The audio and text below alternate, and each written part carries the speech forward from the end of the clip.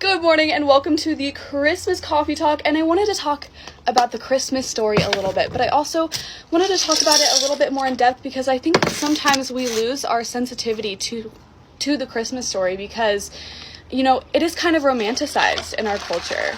We have the plays and the nativity scenes and all of the wonderful songs, and there's nothing wrong with that, but I think that sometimes we just lose our sensitivity to what the Christmas story really is and how God used it in a very unordinary way, because the Christmas story was anything but ordinary.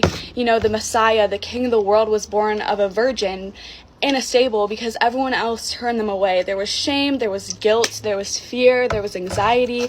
That's not normal and that's not ordinary. But God doesn't work in ordinary ways, and he doesn't use ordinary people. He works out of the ordinary. I got cut off, I'm sorry, but let's finish this coffee.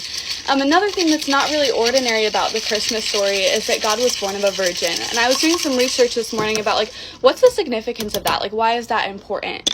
And I found that it represents God's divine nature and his human nature. Because God came in human form. He became flesh for us so that he could be the mediator between God and humankind, that we would have a savior to relate to. And it represents his divine nature because he's not just a human. He's not like any human to walk the earth ever. He is a human that will change the world forever, for eternity. And so those are just some things to keep in mind this Christmas season, and maybe look and read the Christmas story with your family, look into the depth of it, and happy Christmas. I love you.